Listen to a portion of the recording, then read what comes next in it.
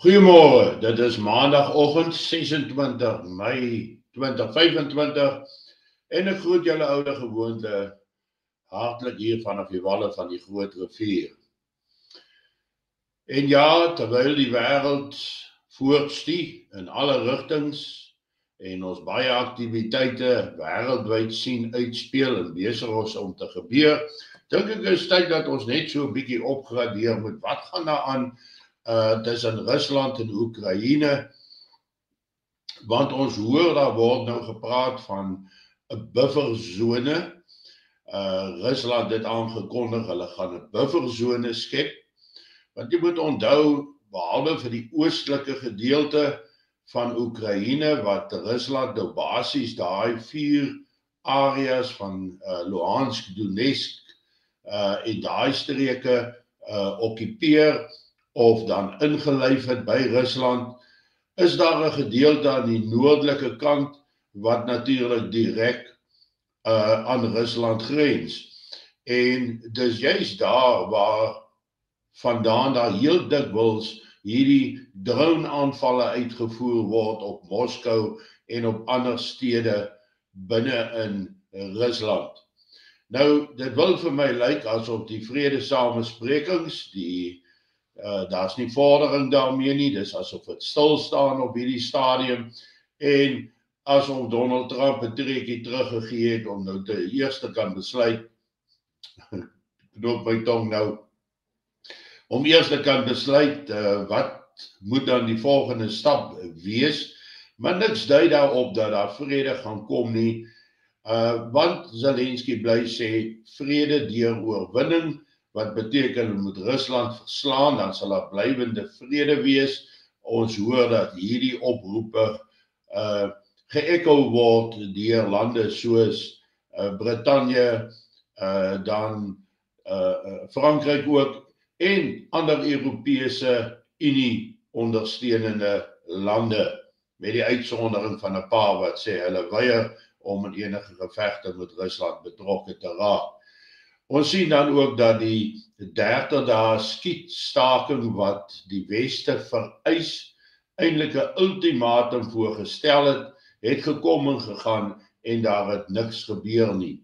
Want in daardie 30 dae wou hulle sogenaamde peacekeepers, hulle vredesmagte op die grond in Oekraïne ontplooi het.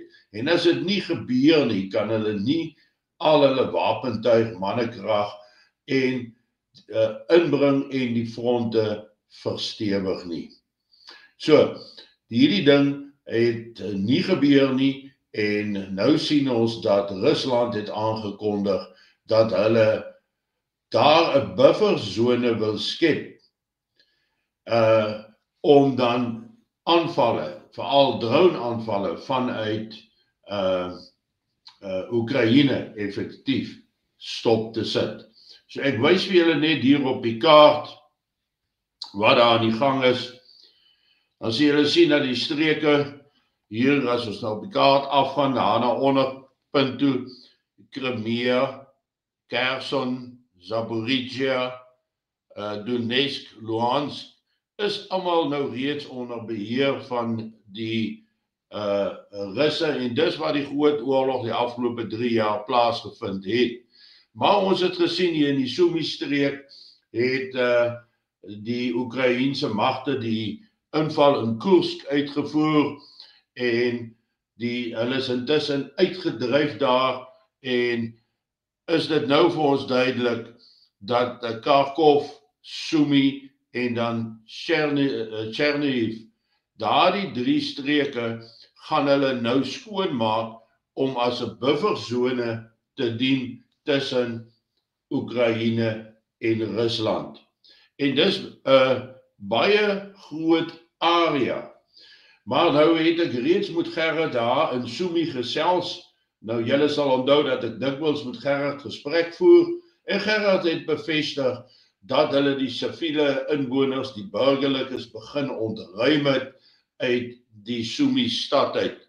Kharkov of Kharkiv is natuurlik die tweede grootste stad in Oekraïne naas Kiev en dit gaan ook 'n baie groot aanvalspoging moet wees en uit die aard van die saak ook die ontruiming gaan 'n fenominale taak verg om die burgerlikes na veiligheid te bring uit die gevegzones uit. Maar dan sien ons ook dat nou lê hierdie front dan nou redelik naby aan Kiev en 'n mens moet net wonder of hulle uiteindelik nie ook Kiev in hierdie gevegte gaan intrek nie. So daai streek met die rooi lyn wat daar loop, dit is die areas wat Rusland sê hulle moet gebruik om as 'n bufferzone te dien sodat Oekraïne nie meer direkte aanvalle kan uitvoer op Belgorod en Kursk en daai streke nie. So ons kan aanvaar dat dit gaan gebeur oor die volgende klompie maande. Intussen hoor ons dat Zelensky sê dat hierdie oorlog kan nog dekades lank duur. Nou, 'n dekade is 10 jaar. Nou, hy reken dit kan nog baie lank duur. En daarom moet skoolkinders nou van skoolgaande ouderdom af begin om opleiding tydens skool te ontvang. Militêre tipe opleiding. Baie soos ons ou kadetkorpse dan was, maar wat natuurlik wapenopleiding sal insluit in 'n poging om sy mense meer oorlogsgereed te maak. Die vraag is net, wat is die wysheid daar agter? Wat is die wysheid agter 'n poging om die hele oorlog te bly voortsit? Ons weet dat Zelensky dans na die pype van die Weste, dat die Europese Unie volgehoue steun beloof aan Oekraïne en veral dan gedryf word deur Brittanje en Frankryk. En ons kan maar net wonder hoekom dit gebeur en baie mense koppel dit aan die verswakkende ekonomiese omstandighede in Europa, dat hulle het 'n totale oorlog nodig om weer hulle ekonomie te stimuleer om aan die gang te kom. So alles dui daarop dat hierdie oorlog in elk geval nie gou gaan stop, behalwe as Rusland 'n einde daaraan maak nie. Nou sien ons en ons hoor dat Rusland besig is om geweldig baie troepe op die grens saam te trek, op die grens natuurlik daar, op die grens van Kharkov, Sumy en Chernihiv, met die poging dan om hierdie sogenaamde bufferzone te skep. Maar die Russe beweeg in die laaste tyd al hoe vinniger oor die gebiede en onthou, hulle jaag nie by 'n dorp verby sonder om hom op te ruim nie. So hulle maak seker dat daar niks agter hulle voorste lyne oorbly wat hulle kan bedreig in die proses nie. So ek sien ook nie 'n baie vinnige einde aan hierdie oorlog nie, maar dat dit 'n invloed op ons gaan hê is beslis so. Want ons sien die afgelope week se drama rondom Ramaphosa se besoek aan Amerika. Ons sien 'n verwydering tussen Europa en Amerika besig om plaas te vind. Dis asof Trump nie met die Europese leiers kan saamstem oor hulle beleid en doktrine en planne wat hulle het nie. En dat hy ook nie saamstem met baie van die goed wat hier in Afrika aan die gang is. Natuurlik, die afgelope naweek was dit relatief baie stil geweest.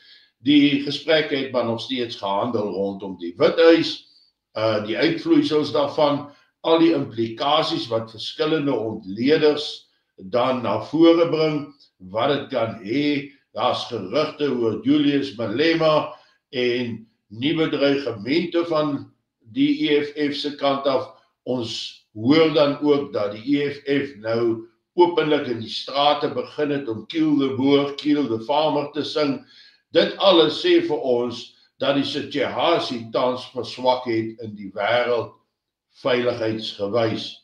So ons sien 'n toenemende eskalasie wêreldwyd en nie net tussen Rusland en Oekraïne nie.